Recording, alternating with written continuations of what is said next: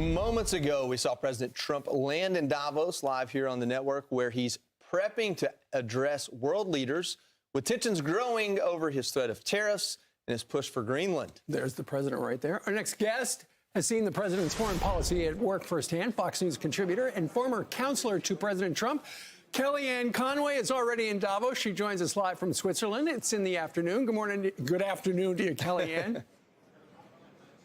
Good morning, Foxy friends. It's great to be here, and we're so happy that President Trump landed, and he's ready to address the World Economic Forum. He is. So do you smell smoke right now? Because we've been hearing that all the European leaders' hair is on fire.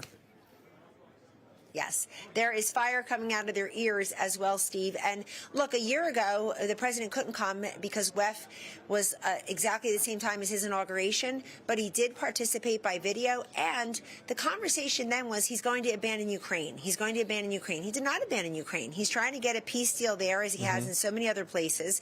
Now the conversation is he's trying to steal and take Greenland by military force. No, he's not. He is showing the world that the U.S. wants to be the leader in making sure this incredible strategic asset, Greenland, is being managed by the U.S. Maybe in our control, a fair and square deal. It would probably have to pass the Senate, so you have to be careful there.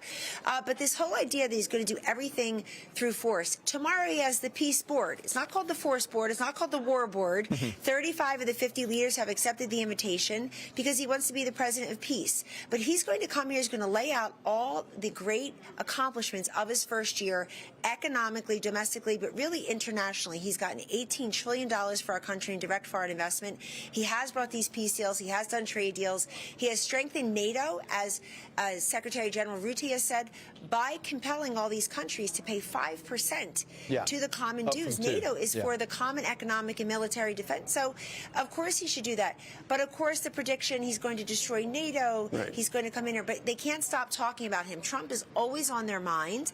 I wouldn't say they're suffering from the same stage 5 Trump derangement syndrome as some people in our country, but they have to give him the benefit of the doubt. They need American.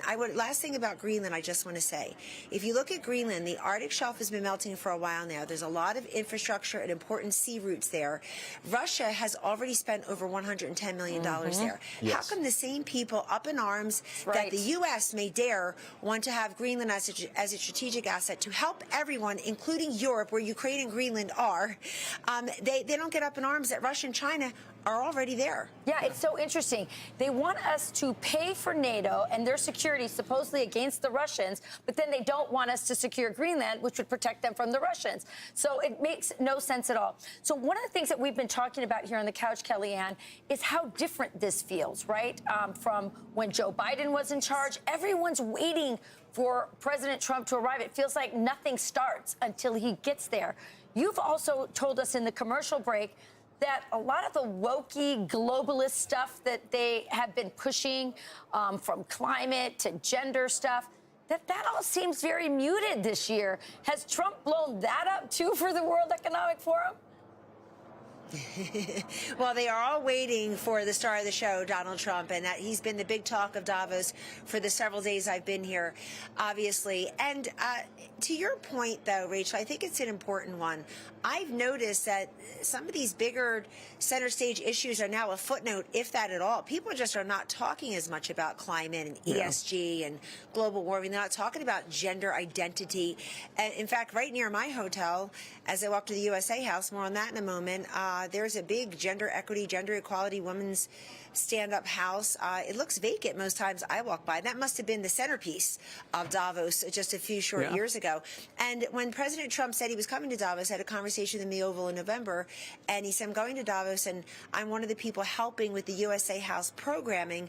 And he said, what will we do? And I said, that's easy. We'll take all the acronyms, ESG, BLM, CRT, DEI, and we'll replace it with the best acronym, good old-fashioned USA.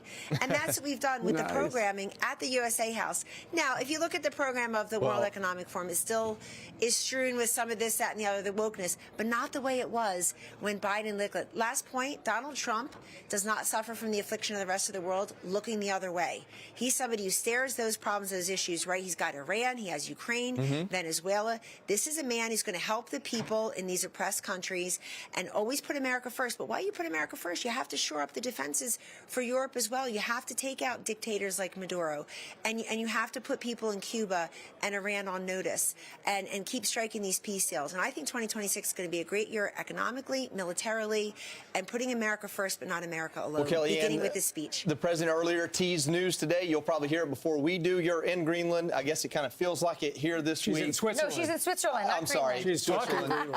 You're in Switzerland. Not yet. Not It yet. feels She's- like the apps That here can be this week. arranged. She's looking at property in Greenland. All right. Thank you, Kellyanne. Thanks, you. I want Kellyanne. to be one of the 56,000 Greenlanders might get a check. If people are going to be moving to Greenland before Yeah. that happens, watch it. Absolutely, the world.